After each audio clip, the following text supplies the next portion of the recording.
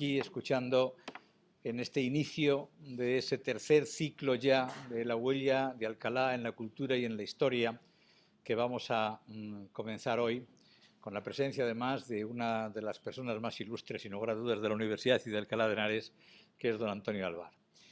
Gracias a todos los que estéis aquí, gracias al Corral por dejarnos este espacio que siempre tiene un poco de mágico para poder impartir las conferencias. Muchas gracias al Ayuntamiento, a la Concejalía de Cultura y a la concejala que nos acompaña aquí esta tarde. Gracias, María, por tu presencia. Son los promotores, evidentemente, el Ayuntamiento y la Concejalía de Cultura de este evento, que espero que sea satisfactorio para todos vosotros.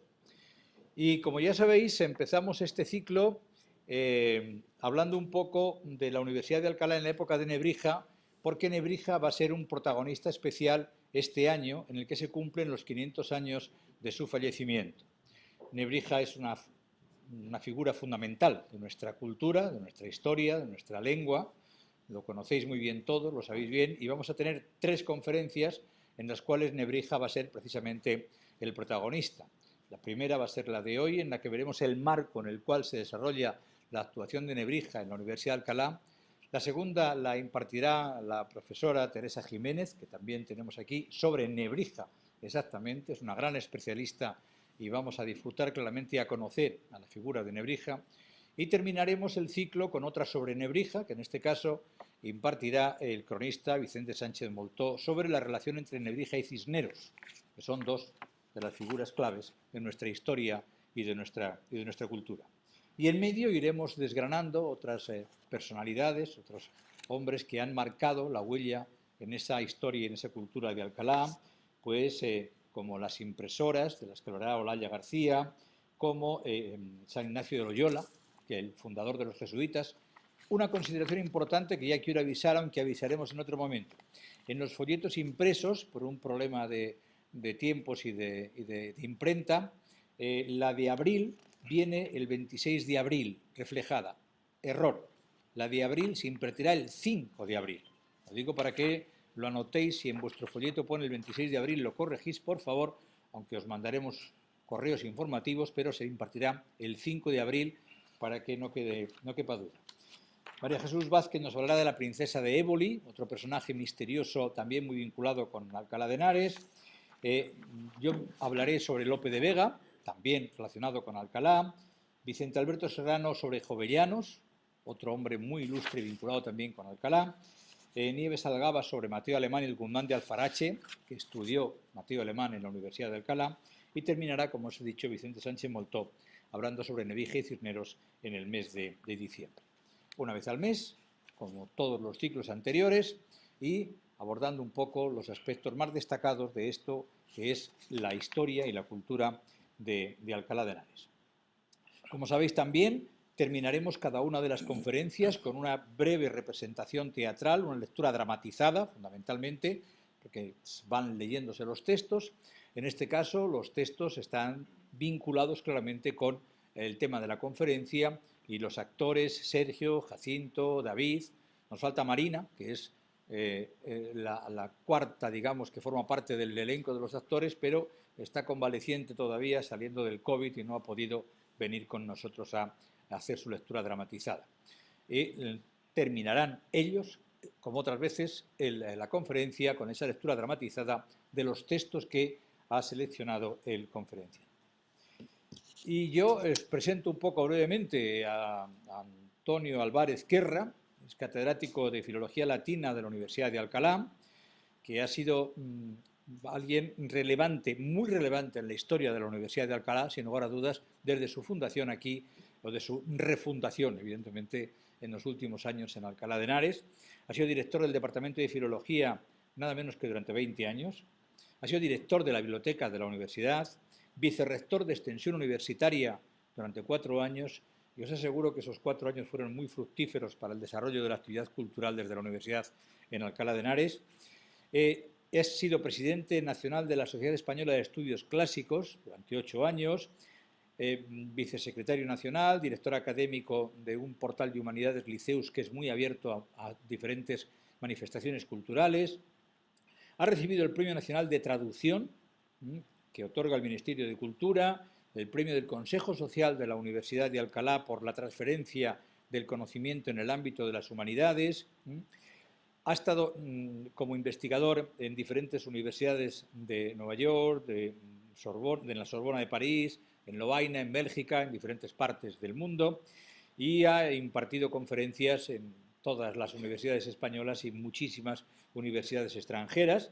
Tiene cerca de 250 publicaciones, o más de 250 publicaciones, que ya son, evidentemente, y por citaros 2 o 3 nada más, porque si no, como os podéis imaginar, no terminaríamos nunca. Es el coordinador de la historia de la Universidad de Alcalá, un magno tomo de 1000 páginas que se editó en el año 2010. Ahí está reflejada gran parte de esa historia de la Universidad de Alcalá, de la que ahora nos va a hacer un pequeño apunte. Es también el coordinador de otro enorme y una magna empresa que es la Biblia Políglota Complutense y su contexto.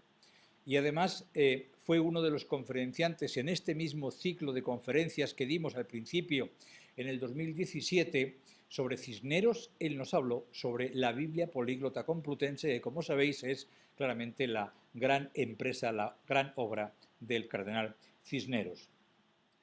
Otra publicación es Álvaro Gómez de Castro, el biógrafo de Cisneros, en el libro Profesores y Estudiantes, Biografía Colectiva de la Universidad de Alcalá.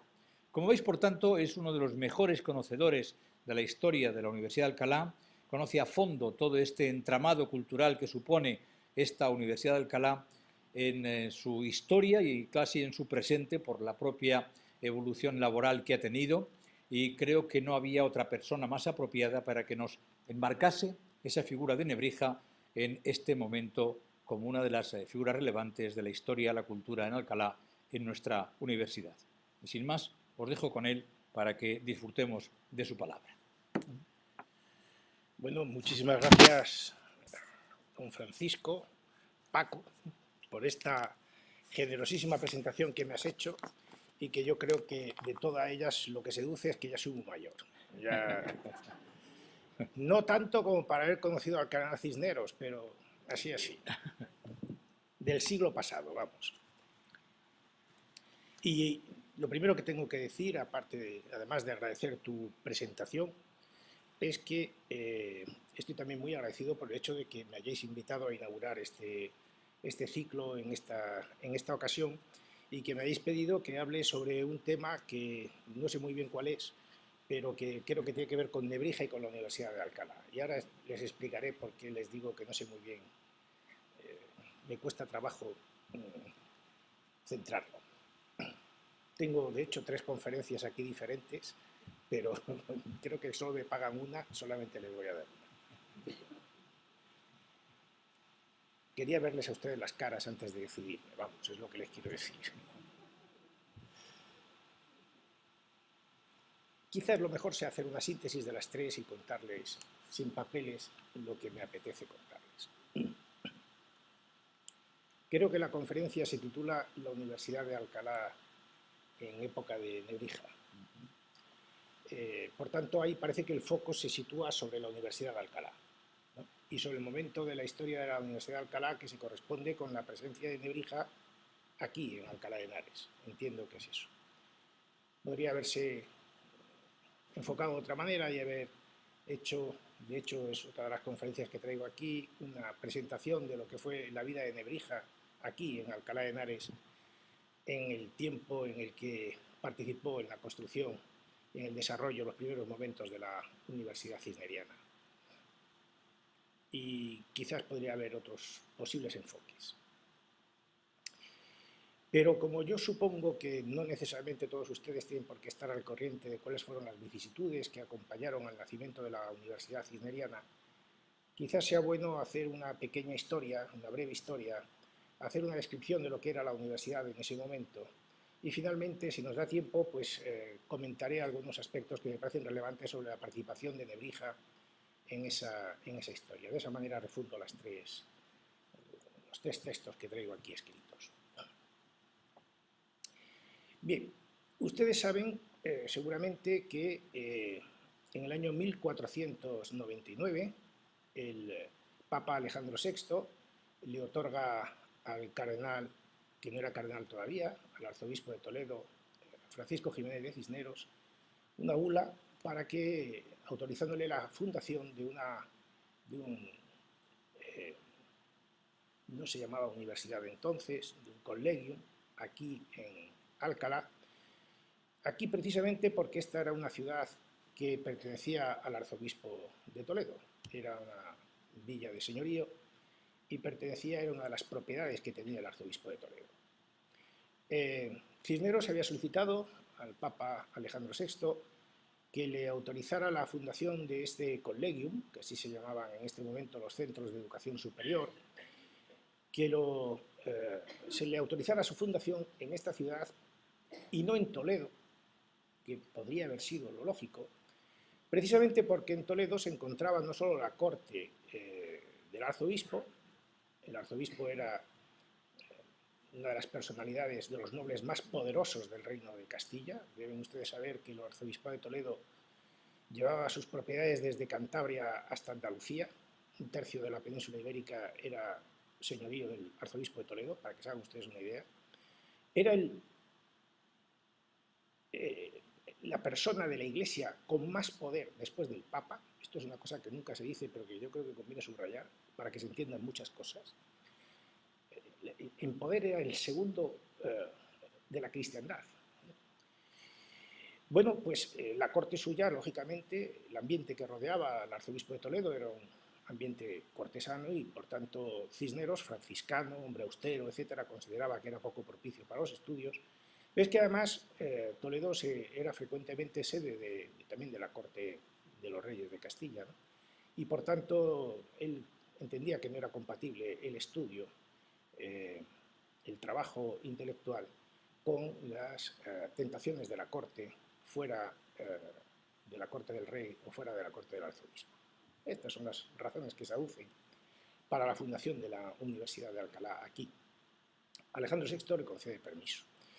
Pero Cisneros le había solicitado a Alejandro VI que ese permiso fuera para impartir enseñanzas en 3 facultades.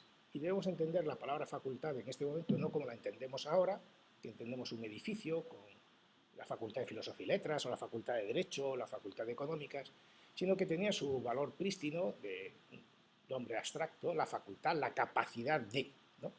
Lo que se expedían en esos estudios era la capacidad de quien los cursaba, pues para que luego pudiera ejercer esa profesión, ¿no?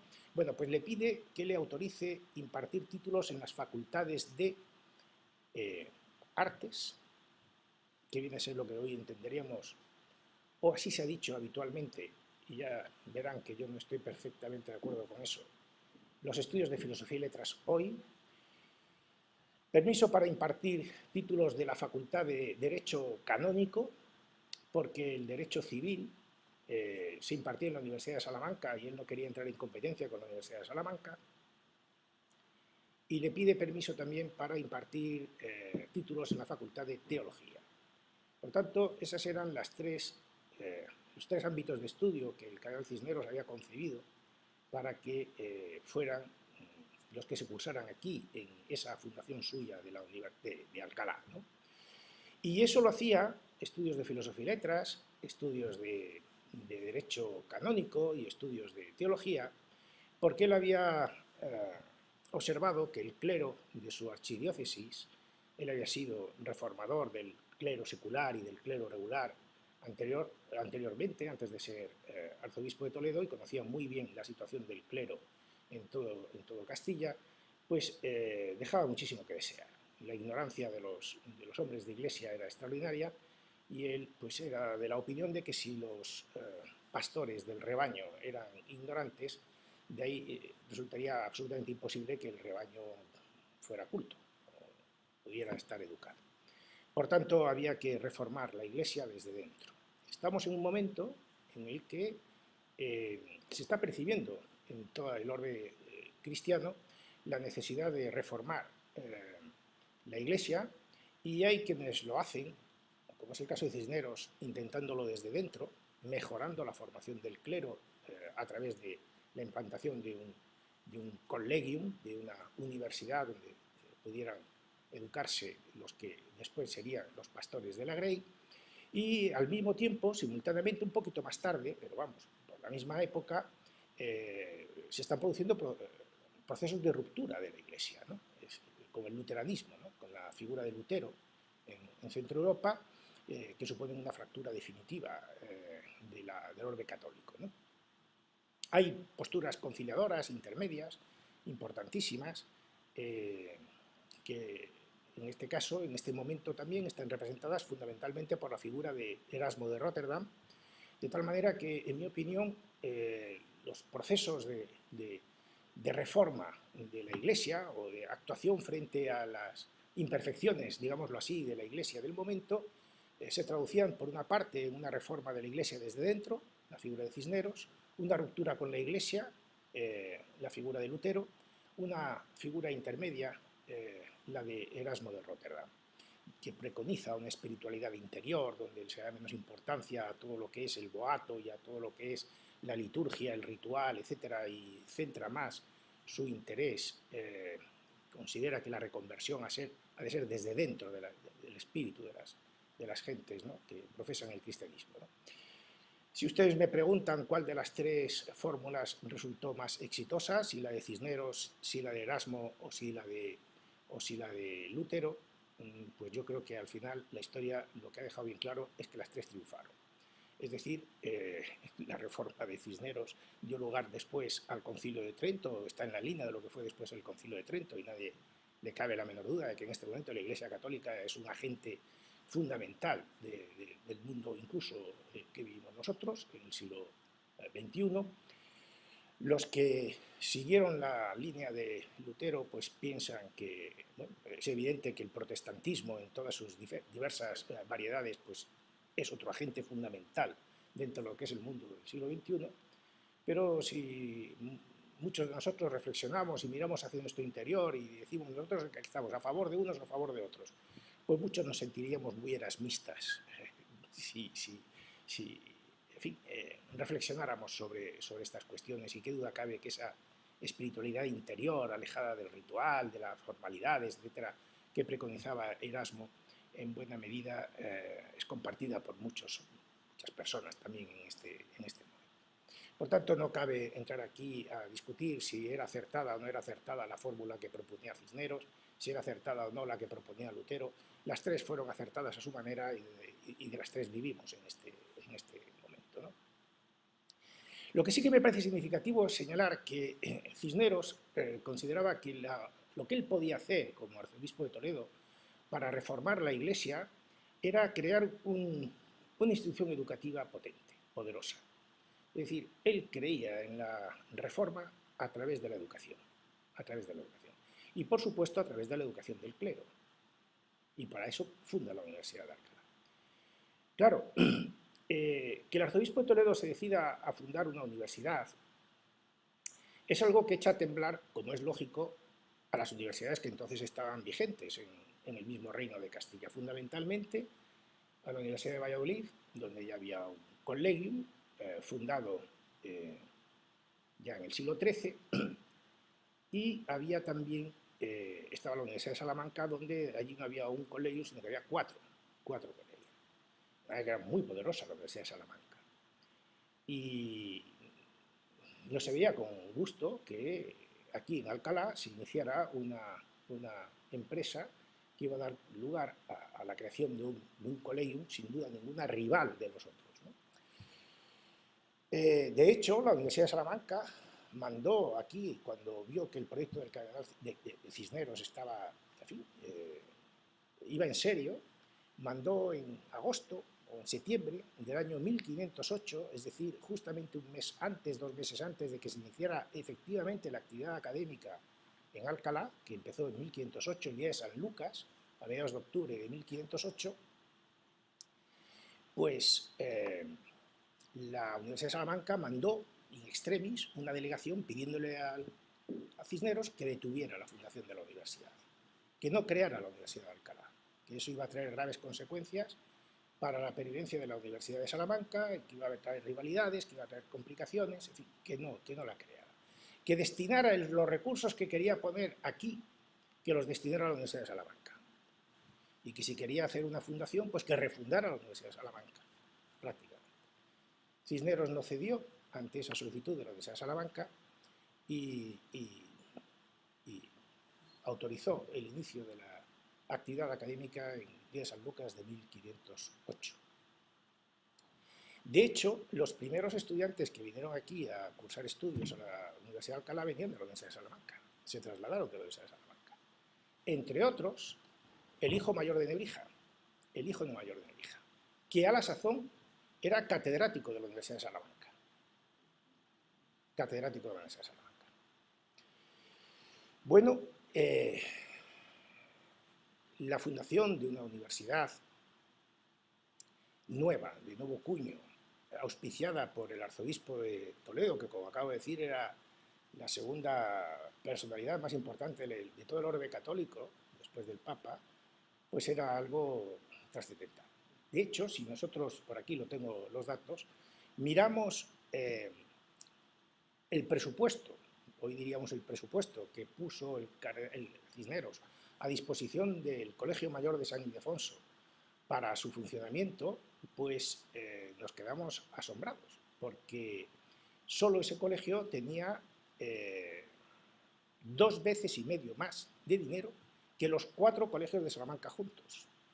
Imagínense ustedes, ¿no? 4.000 maravillas creo que son frente a 10.000, más o menos. Por aquí tengo los datos, ¿no?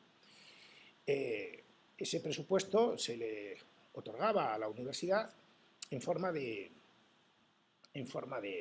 propiedades agrícolas y urbanas. Ya he dicho que la ciudad era propiedad del arzobispo. De tal manera que había importantes terrenos de los alrededores de todo el Valle de Henares, bueno, incluso llegaban hasta Torrelaguna, que el cardenal Cisneros, me sale continuamente la palabra cardenal cuando...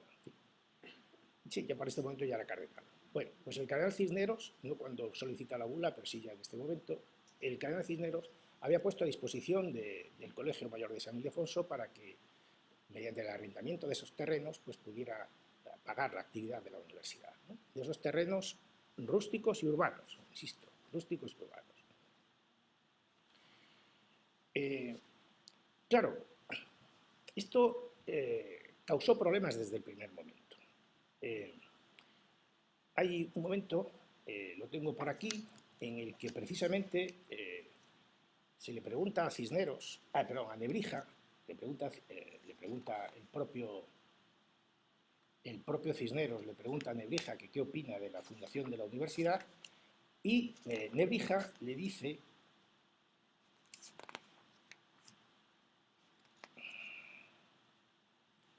que le preocupa enormemente que funde aquí una universidad que va a tener, por aquí lo tendré, luego seguramente aparecerá el texto cuando ya no venga atento. Le dice que él ve 2 graves problemas en la fundación de la universidad. Probablemente esta conversación entre Cisneros y Nebrija tiene lugar en 1508, justamente antes, inmediatamente antes de la fundación de que comience la actividad académica. Le dice que ve 2 problemas. Un primer problema, el sitio elegido. Nebrija, y no solamente Nebrija, sino muchos de sus contemporáneos pensaban que era un disparate montar una universidad en Alcalá de Henares, porque Alcalá de Henares era un lugar de paludismo endémico. Los desbordamientos del río Henares provocaban que todos estos terrenos se inundaran. No en vano hay aquí un barrio entero de Alcalá que se llama, ¿cómo se llama? Lo saben ustedes bien, ¿verdad? Y todas las calles de ese barrio pues tienen nombres de ríos, ¿no? ¿Por qué? Pues porque se desbordaba el Henares y esto era un lugar endémico de paludismo, ¿no? Fíjense si era grave el asunto que el propio hijo de Nebrija se murió de paludismo. Y algunos profesores de la universidad se murieron, de los primeros profesores de la universidad se murieron de paludismo. Por ejemplo, algunos de los que heredó la cátedra de Nebrija, después de muerto Nebrija, pues por ejemplo Juan Rabier de Toledo, o por ejemplo Juan Pérez Petrello, muy joven, pues se murieron de paludismo. Es que era un problema grave. Era un problema grave. Y sobre todo era un problema grave en verano.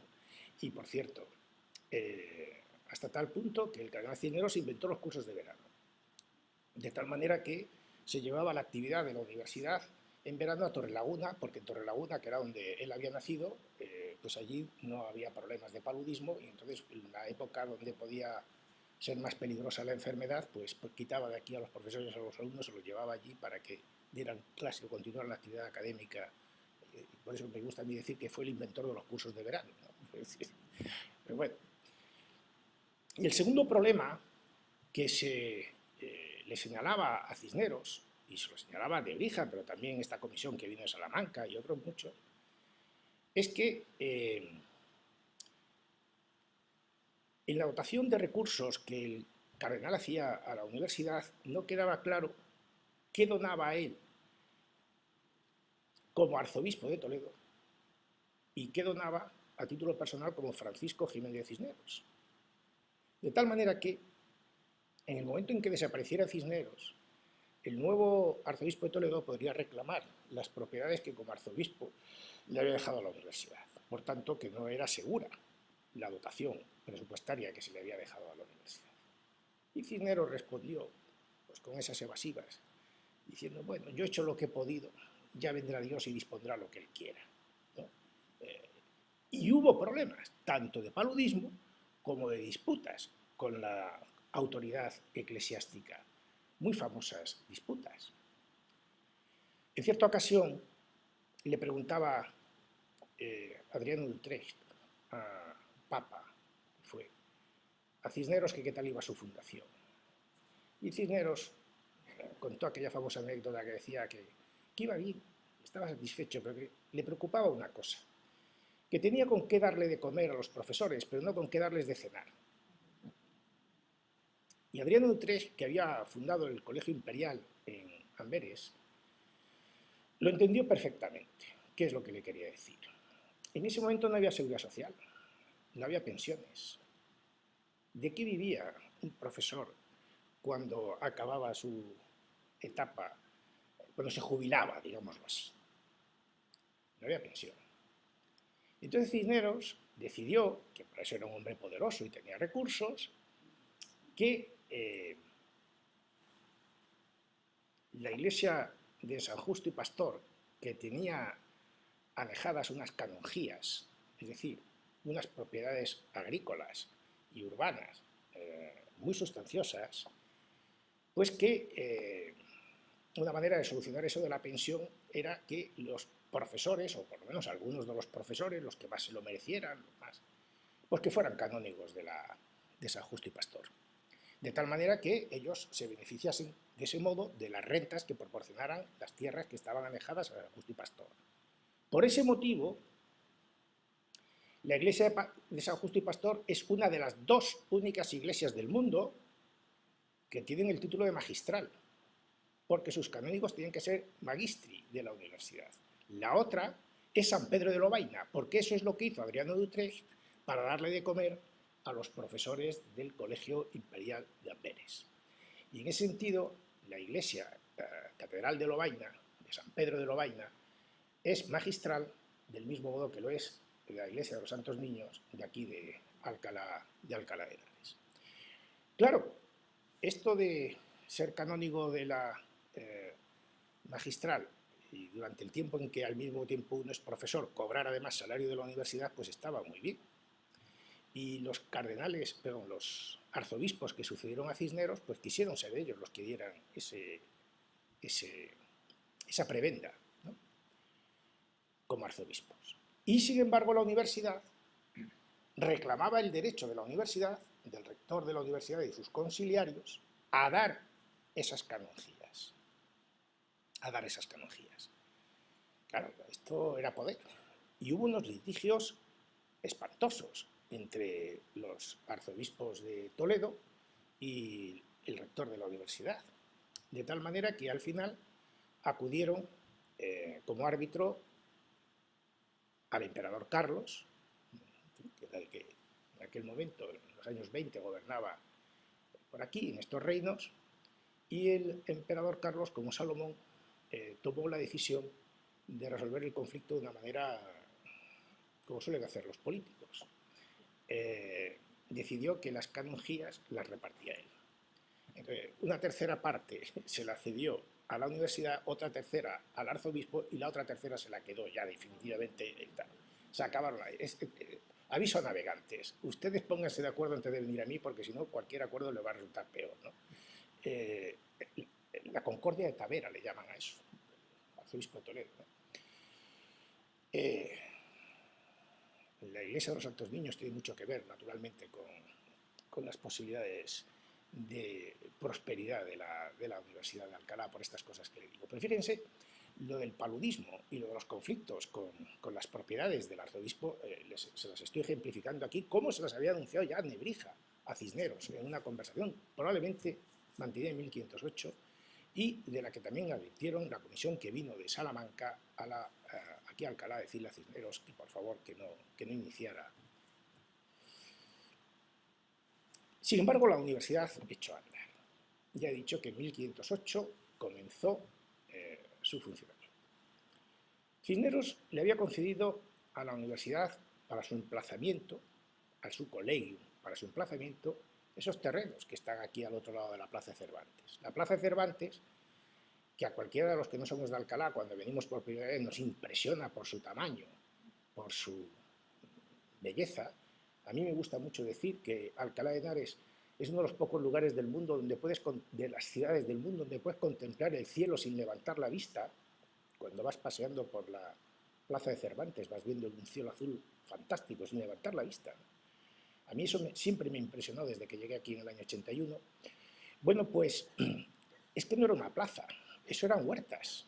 La ciudad se acababa aquí, donde estamos nosotros ahora mismo. Aquí se acababa la ciudad. Eso eran huertas. Y de ahí para allá, donde está ahora el cuartel de los paracaidistas, era un convento de franciscanos que, como era habitual en antaño, los conventos de franciscanos se solían levantar fuera de las ciudades, con sus huertas alrededor, etc., ¿no? El convento de San Francisco estaba allí, que fue derribado tras la desamortización para hacer el cuartel del Príncipe y el cuartel de Lepanto. De allí salió la primera procesión de ese convento, con los profesores, los primeros profesores y ese puñado de colegiales, hacia el edificio de la universidad, que entonces era una cosa muy humilde, de barro. No es lo que ustedes están viendo ahora, esa fachada plateresca fantástica, ese patio de San Ildefonso, que es del siglo XVII, imagínense, Cisneros no vio eso. Vino el rey Fernando aquí a contemplar la labor que estaba haciendo Cisneros con su universidad, visitó los edificios, parece que asistió a alguna clase, habló con profesores, con estudiantes, y le dijo a Cisneros que le había agradado muchísimo todo lo que había visto, pero que consideraba que esos edificios que había construido Cisneros deprisa y corriendo no estaban a la altura de la magna obra que era esa universidad. Y entonces Cisneros le respondió, evocando un pasaje del antiguo historiador romano Suetonio de la vida de Augusto, le dijo, bueno, yo he levantado de barro lo que mis herederos levantarán de mármol, si la fortuna nos deja, si esto prospera. Y se decía de Augusto que había recibido una Roma de barro y había devuelto o había dejado tras su muerte una Roma de mármol, ¿no? Esta contestación de Cisneros al rey Fernando es lo que aparece en la inscripción latina que hay en el patio de San Ildefonso arriba del todo. Eso es lo que allí se está evocando, porque efectivamente cuando en el siglo XVII se levanta todo ese patio de granito formidable, ¿no? De 3 pisos, una cosa extraordinaria, pues se evoca esa profecía que había hecho Cisneros ante el rey Fernando diciéndole que sería de mármol lo que él levantaba de... Ahora, cuando se han hecho la última rehabilitación de la fachada de la universidad, se han encontrado todavía muros de mampostería de la primera fase, antes de que se colocara ahí la piedra de Tamajón, del siglo de finales del XV, principios del XVI, del primer momento del edificio más antiguo de la universidad es la capilla de San Ildefonso, de 1507, ¿no? Es lo más antiguo que tenemos aquí, del mismísimo inicio de la universidad. Pero, efectivamente, el modelo de universidad que entonces se construía era un modelo que estaba basado en la fundación de un colegio, ya lo he dicho, es decir, de un establecimiento que agrupa a profesores y alumnos. Quiere eso decir que en ese edificio viven profesores y viven alumnos. Esto de los colegios, ya se lo cuento, procede de Oxford, de la ciudad de Oxford. Las universidades al principio, la primera fue, las universidades con el carácter moderno que tienen ahora, la primera fue la de Bolonia, del siglo IX, antiquísima, del siglo IX, del siglo X, IX. Oxford y Cambridge fueron un poquito más tardías. Bueno, pues no tenían esa estructura. Eran lugares donde venían profesores, impartían docencia, había alumnos y normalmente pues había bastantes conflictos entre los alumnos y las gentes del lugar. La alegre muchachada pues no siempre se sabía contener y organizaban botellones, mucho antes de los que se organizan ahora. Estaban bien de botellones, ¿no? Como se diría ahora, ¿no? Bien servidos. Y en Oxford hubo, siglo XII, una revuelta estudiantil muy violenta porque se quejaban de que los taberneros echaban demasiada agua en el vino. Y eso a los estudiantes no les gustaba. Hubo muertos. Y entonces estuvieron a punto de llevarse a la Universidad de Oxford, de la ciudad.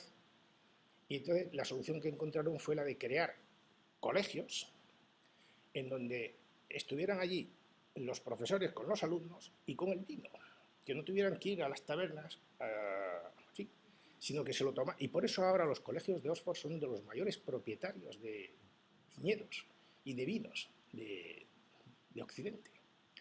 Y cuando un colegio de Oxford decide el vino que se va a beber aquel año en la mesa, ese vino se dispara de precio.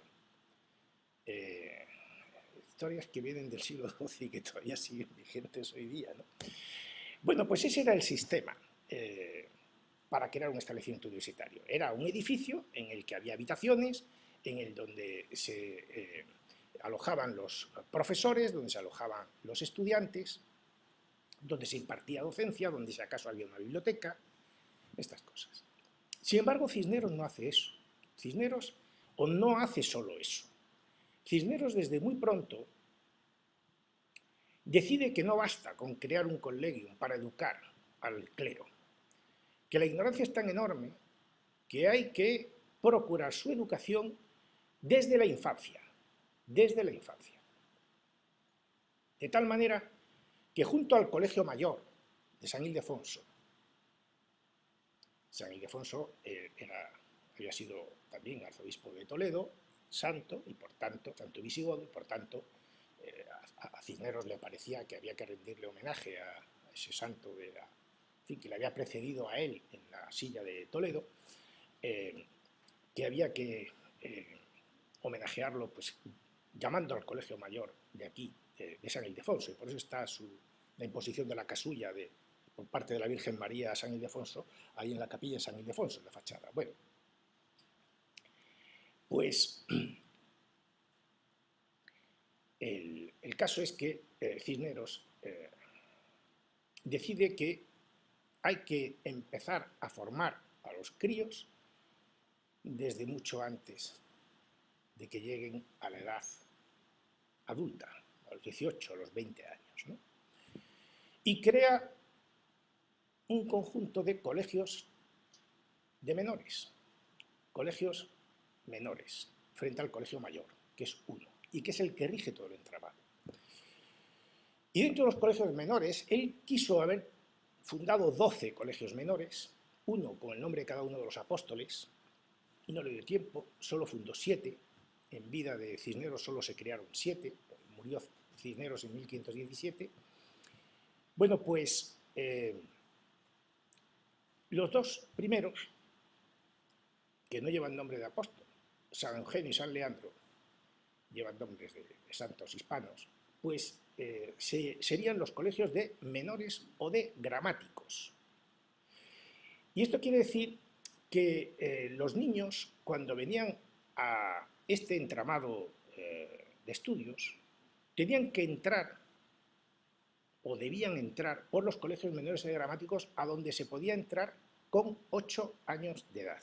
8 años no es la edad para entrar en una universidad. Eran colegios para párvulos, EGB, los primeros años de EGB. Es decir, era cuando un párroco de un pueblo veía que había un niño despierto que aprendía a leer y a escribir deprisa y corriendo y que tenía luces y tal, ¡pum!, lo mandaba a la Universidad de Alcalá a que estudiara, a ver si era admitido a uno de estos colegios en régimen de internado, ya lo estoy diciendo, 40 alumnos por colegio, porque el requisito principal y en principio exclusivo para entrar es que se demostrara que eran pobres. Terminantemente prohibida la entrada en los colegios a gente que no fuera pobre.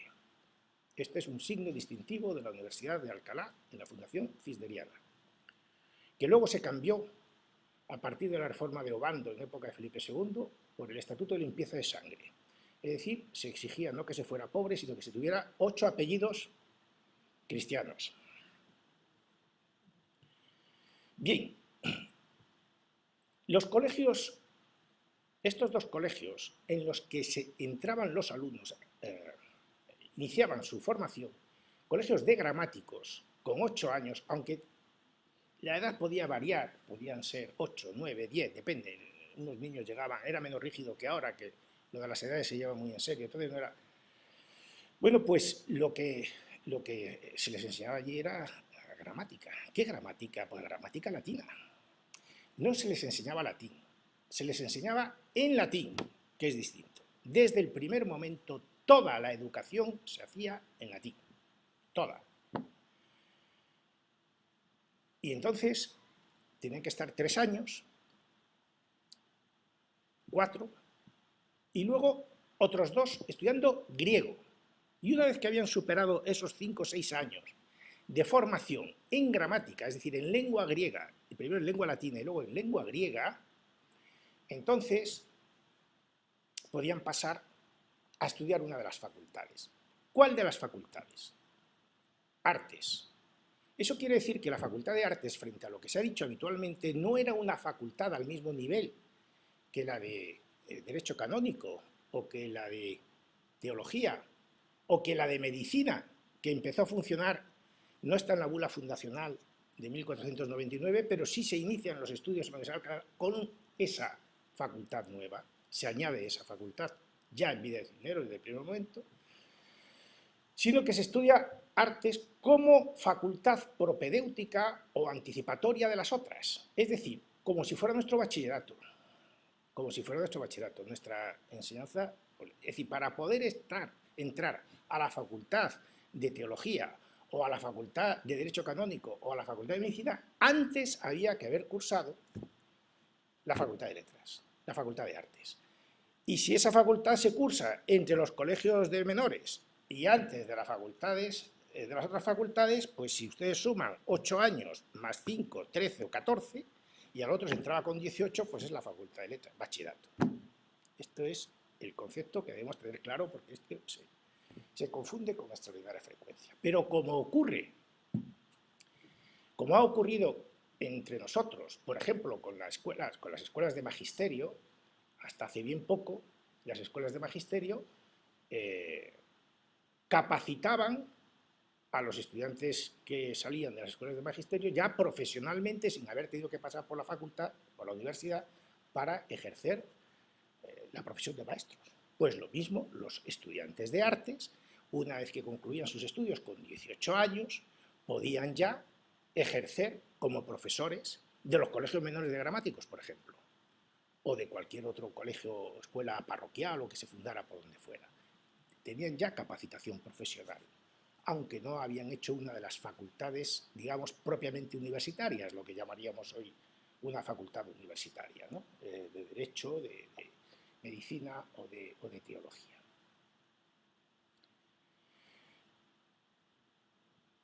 ¿Qué quiere decir todo esto que les estoy contando?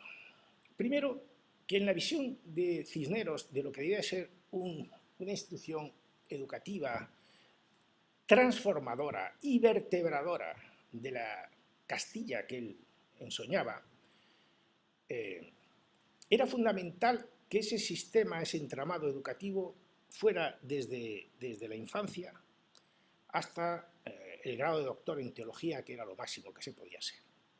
Había que hacer todo ese recorrido, todo bajo el amparo, bajo la financiación, bajo la organización del Colegio Mayor de San Ildefonso, que estaba regido por un rector y unos conciliarios y que eran responsables de todo ese entramado educativo. Eran responsables de todo ese entramado educativo. Y fíjense, no es casual que todos los alumnos tuvieran que comenzar su formación aprendiendo latín y griego. Esto es pensamiento de Nebrija. Yo estoy firmemente convencido de que esta idea se la aportó Nebrija a Cisneros. Y van a ver ustedes que no es una idea exclusivamente, digámoslo así, generosa. Es que en esos colegios se estudiaba con los manuales que escribía Nebrija, con las introducciones latinae de Nebrija, que tenía entonces el público asegurado los derechos de autor reconocidos e impuestos.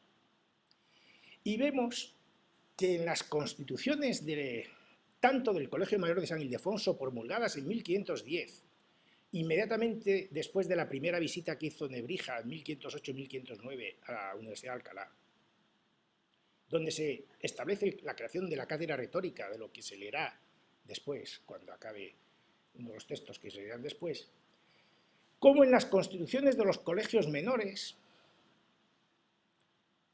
de 1515, es decir, cuando ya Nebrija está aquí, qué casualidad, los textos que hay que estudiar son los textos de los libros que publica Nebrija aquí en la ciudad de Alcalá. Las introducciones, el Persio,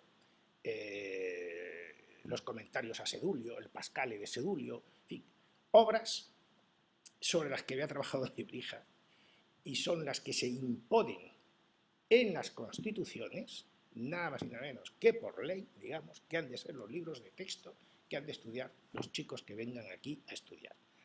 Obviamente, estoy hablando de los colegios de menores, he dicho que eran 40 alumnos y ustedes me dirán, entonces solamente había 40 más 40, 80, con lo cual, ¿cuántos alumnos? No, esos eran los internos. Luego ya se establece otra categoría, se admite otra categoría, que son los porcionistas, es decir, aquellos alumnos que van a estudiar allí, pero que no duermen, pero que sí comen, es decir, consumen porción de comida, los porcionistas, y luego están los externos.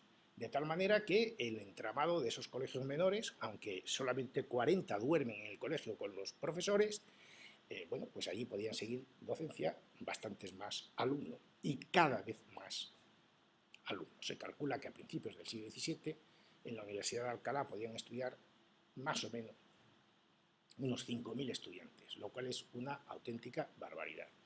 Porque aparte de los 7 colegios de menores que hace Cisneros, luego muchas órdenes religiosas crean otros colegios, por ejemplo los carachólogos o los basilios o los trinitarios o los jesuitas, crean colegios menores que ya no están financiados por el Colegio Mayor de San Ildefonso, sino por cada una de esas órdenes religiosas, o bien los nobles irlandeses que no quieren que sus hijos vayan a estudiar a la pérfida Albión porque son anglicanos, han roto con la Iglesia Católica, mandan a sus hijos a estudiar a Salamanca y Alcalá y crean aquí colegio de irlandeses. O, faltaría más, el monarca crea su propio colegio para los hijos de sus sirvientes, que es el Colegio del Rey, hoy sede del Instituto Cervantes. Y del mismo modo hay obispados de distintos lugares de la península que también crean aquí colegios para que vengan a estudiar, financiados por esos obispados, ya no por el Colegio San Ildefonso, para que vengan a estudiar chicos de esos lugares, Colegio del Obispado de León, Colegio de Málaga, etc.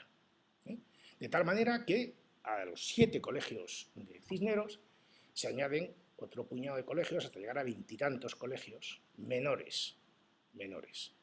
Todo ese entramado universitario, ahí están Bernardinos, Basilios, en fin, todos estos de los que ya he hablado, es el que proporcionaba, junto con los estudiantes externos que se alojaban en pensiones y que se alojaban en casas de alquiler de la ciudad, pues arrojaban pues, una población verdaderamente importante de estudiantes aquí, hasta 5.000, más o menos, 5.000 estudiantes en la época de mayor esplendor de la universidad. Voy a ir acabando. Obviamente, ya me he referido al espacio en donde todo esto ocurría, este espacio que está ahí, que estaba marcado por ese arco que luego se cayó, lo que es la manzana cisneriana. Vean ustedes uno de los colegios de Cisneros, pues, San Pedro y San Pablo, el de la Madre de Dios. Estos son los colegios cisnerianos, los que están en el entorno de la manzana, los más próximos, no solo esos, pero sobre todo esos. Y sí, por cierto, si alguien pregunta, ¿y para chicas qué había? También hace un colegio menor para chicas, también hace un colegio menor para chicas. Y un hospital, que hoy es la sede del ayuntamiento. Al principio, la sede del hospital, él ya había hecho una cosa así similar en Sigüenza, puesto que él es el que funda también, o el que contribuye a fundar la Universidad de Sigüenza, es decir, no es esta la primera universidad que funda, Cisneros. Y crea el Colegio de la Madre de Dios, hoy Colegio de Abogados, si no estoy mal informado, de la ciudad de Alcalá. Eso estaba destinado a ser hospital, y a él le pareció que eso era una birria de edificio, y entonces decidió que en vez de pasar para hospital, que fuera para los filósofos, para los estudiantes de filosofía, en el Colegio de la Madre de Dios. Luego estaba el de Santa Balbina y otros, ¿no? Y manda a construir otro hospital más decente para que pudieran estar allí. Los hospitales no eran lugares para que la gente se curara, sino que eran lugares para que la gente se muriera dignamente. Es decir, no se piensen ustedes que, en fin, esto no daba por mucho más, ¿eh? Pero bueno, hospital de agonizantes, se llama.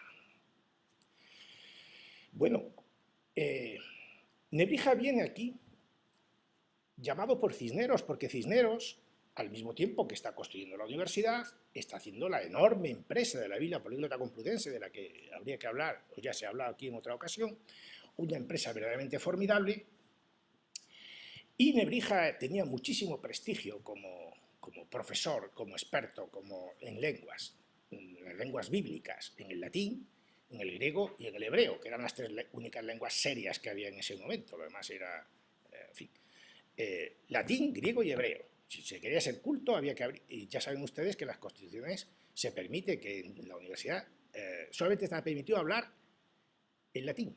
Solo se puede hablar en latín. Cuando se crea el colegio de trilingüe, el de San Ildefonso, el de San Jerónimo, donde está hoy el Parador, allí se permite que no se hable en latín, a cambio de que se hable en griego o en hebreo. Castellano, prohibido. Terminantemente prohibido. Hay que pagar multa si se habla. No sé si esto le suena a algo. Hay que pagar multa. Hay que hablar en latín, en griego o en hebreo. ¿A quién se le puede ocurrir que todo se hable en latín? Al mayor latinista del momento, al señor que vendía la gramática en latín, los diccionarios, los textos. Nebrija es llamado por Cisneros. Nebrija seguro viene aquí en 1508-1509, en que, por cierto, había sido expulsado de la Universidad de Salamanca porque no iba a clase, no daba las clases. Le abrieron un expediente. Entonces Cisneros, Nebrija se viene aquí y no lo debe ver claro, no lo debe ver claro. Ya digo que es el momento en el que... Pero sí viene su hijo, y su hijo sí que está aquí. De manera que parece que está jugando a dos barajas. Vuelve a Salamanca. Y en 1513 entonces los catedráticos no eran vitalicios, ahora tenemos mucha suerte, los catedráticos sacamos la oposición y ya somos catedráticos toda la vida. Entonces no, entonces había que pasar oposiciones cada cierto tiempo. Y en 1513 Nebrija tiene que someterse a una oposición en la Universidad de Salamanca y se le presentan dos rivales. ¿A qué era la oposición? A explicar las introducciones latinas de Nebrija. Y Nebrija es suspendido. Le dan la cátedra al más joven de los tres candidatos porque se lleva muy bien con los estudiantes. Daba aprobados generales y cosas de esas. Y Nebrija se agarra a un enfado tremendo y se viene a Alcalá y le implora entonces a Cisneros protección para quedarse aquí, en Alcalá. Y Cisneros lo acoge con esa célebre frase que dice que lo invitó a que viniera a leer, y si no quería leer, que no leyese. Es decir, que viniera a dar clase, y si no quería dar clase, que no la dé. Y le puso un salario formidable, y dijo que con ese salario lo único que estaba haciendo era pagarle lo que España le debía a ese hombre tan sabio. Y decidió una vivienda, ¿saben ustedes cuál? La que está, el solar que está enfrente de la capilla de San Ildefonso, detrás del Bedel. Esa era la casa donde vivía Nebrija. A ver si ponemos ahí una plaquita recordándolo. Y le dio, ya he hablado con el director del Belén, me han dicho que por ellos sí, ¿eh? Y tenemos el dinero para pagarla. Y le dio además unos terrenos cerca de la ermita de la Virgen del Val para que pudiera alimentar a sus 9 hijos. A sus 9 hijos. Bueno, y Cisneros, y Nebrija compensó la generosidad del cardenal, no solamente participando, involucrándose muy activamente, y hay documentación al respecto, en la fundación de la universidad, participando en la creación de las constituciones del Colegio Mayor de San Ildefonso, pero con mucha mayor seguridad todavía en la de los colegios menores, sobre todo por lo que respecta a los de gramáticos, sino que además consiguió que se viniera aquí y que instalara aquí su imprenta Arnau Guillén de Brocard. Arnau Guillén de Brocard, un impresor que fue el que hizo la Biblia Políglota Complutense y que tenía su taller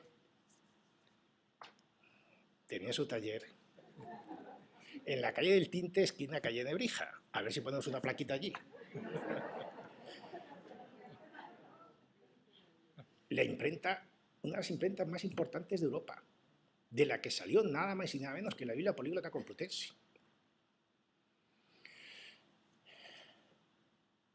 Trajo al impresor, y este impresor situó a Alcalá de Henares como uno de los centros de producción editorial más importantes de Europa,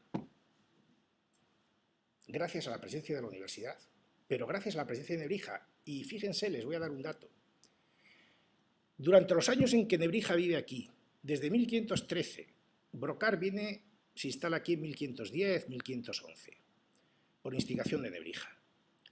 Desde 1513 a 1522, en que muere Nebrija, salen de las imprentas de Arnau Guillén de Brocard unas 80 publicaciones, entre otras la Biblia Políglota. De esas 80 publicaciones, 20 el autor es Nebrija. Y de otra parte importante, él es el editor, él es el que propicia que se publique. Es decir, la imprenta de Alcalá, nada más y nada menos, la imprenta de Arnau Guillén de Brocard, en sus primeros momentos, unas imprentas más importantes de Europa, debe su actividad en buena medida a la actuación de Nebrija, pero obviamente con destino al consumo de la universidad, porque no hubiera tenido sentido esa imprenta sin la universidad al lado. De tal manera que Nebrija dejó aquí, en Alcalá y en la universidad, en estos primeros momentos, una huella absolutamente indeleble. Y el caso es que Nebrija murió aquí a principios de abril, el 2 de julio, cuando contaba 81 años de edad, y se dispuso que sus restos se depositaran en la capilla de San Ildefonso, aquí en la capilla universitaria. Concretamente, dentro de la iglesia, en la capilla de Santiago, dentro de la... Y se estableció que ese sepulcro fuera suntuoso, tan solo inferior al del cardenal Cisneros. Eso se firmó por parte de la universidad y por parte de uno de los hijos de Nebrija. Y además se estableció que todos los años, en la fecha de su muerte, la universidad le rindiera homenaje a hombre tan ilustre. Se estableció que nunca se movieran los restos de Nebrija de ese lugar y que si se hiciera, se le daría una tumba o un sepulcro como mínimo del mismo nivel en el que se firmaba en ese momento. La universidad no cumplió nada. ni le hizo la tumba, le puso simplemente una verja de madera para reservar ese recinto, pero no le construyó el sepulcro que se hubiera merecido. Las honras fúnebres que se debían, recuerdo de la muerte de Nebrija, que se debía celebrar cada año, se dejó de hacer muy pronto, y hoy no sabemos dónde están los restos de Elio Antonio Nebrija. En la última rehabilitación que se ha hecho de esa capilla en los años que se acabaron hace muy poquito, el año 2010, bueno, pues allí se ha encontrado debajo de lo que es el cenotafio del cardenal Cisneros una fosa común donde hay huesos de distintas épocas y de distintas personas, que seguramente la restauración se hizo entre el 2010 y el 2013, en la cripta. Bueno, pues quizás entre alguno de ellos se encuentre algún hueso que pudo pertenecer en su momento a Elio Antonio Nebrija. Bien, pues esto es lo que les quería contar. No les voy a entretener más. No sé si está previsto que haya alguna pregunta, alguna cosa que pueda... Los actores. Los actores. Y esto es lo que quería contarles en esencia sobre lo que fue la fundación de la Universidad de Alcalá y la intervención de Nebrija en ese momento. Nada más y muchas gracias.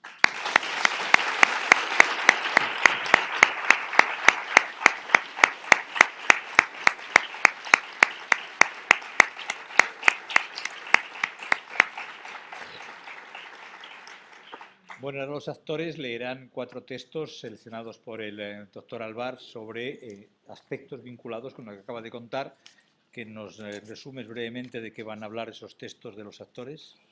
Bueno, pues si mal no recuerdo, creo que no tengo sonido. ¿Sí? No tengo, ahora sí. Si mal no recuerdo, los 4 textos que he seleccionado pertenecen los 4 a las constituciones del Colegio Mayor de San Ildefonso de 1510. Eran textos, me dijo el Francisco Peña, para dramatizarlos. Dramatizar unas disposiciones legales de unas constituciones tiene tela, ¿no? Pero yo quería demostrar que los actores son muy buenos, ¿no? Entonces los 4 textos que he seleccionado, uno de ellos me pareció muy divertido porque habla de la biblioteca del colegio. Cómo era la biblioteca, cómo debía ser la biblioteca, cómo debían guardarse los libros, en fin, creo que tiene su gracia. Otro texto me pareció fascinante, porque es una disposición de las constituciones en donde se dice cómo tiene que actuar la universidad en caso de pandemia. Si hay una peste, dice, no dice nada de que las clases haya que darlas online ni nada por el estilo, ¿no? Esto es una cosa, una pavada que ha venido después. Tendríamos que seguir los consejos de principios del siglo XVI. Luego hay otros 2 textos, uno de ellos que tiene que ver con la fundación de la cátedra, las disposiciones para la fundación de la cátedra de retórica, que era la que ocupó Nebrija, con su salario. Es una cátedra muy especial porque, a diferencia de las demás, esta es lo que yo llamo una asignatura transversal. Todas las demás cátedras están vinculadas a una facultad, la Facultad de Medicina, la Facultad de Teología, la Facultad de Derecho Canónico. A la cátedra de retórica podían venir alumnos de cualquier facultad. No tienen exámenes, es que a Nebrija no le gustaba corregir exámenes, a mí tampoco.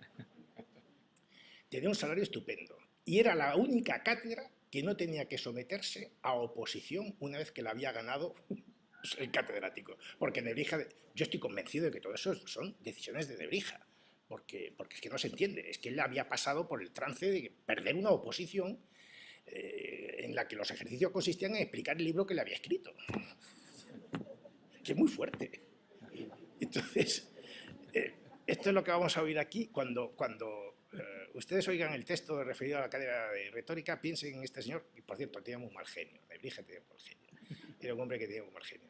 En fin, ¿qué le vamos a hacer? Los genios les pasa eso, que tienen mal genio. Y el cuarto es una disposición que yo creo que también está instigada por Nebrija, donde se establece que el Colegio Mayor podrá establecer nuevas cátedras de otras lenguas, que evidentemente son de griego y de hebreo, porque no van a ser de inglés y de francés, que eso eran lenguas que no tenían ningún valor entonces. Griego y hebreo. Y obviamente eso no parece sino que haya salido de nuevo del pensamiento de Nebrija. Quizás Cisneros le dijo, oye, que ya no tengo dinero para tanto. Dijo, bueno, pues tú déjalo allí puesto por si acaso algún día hay dinero y las montamos. Y efectivamente hubo dinero y se crearon.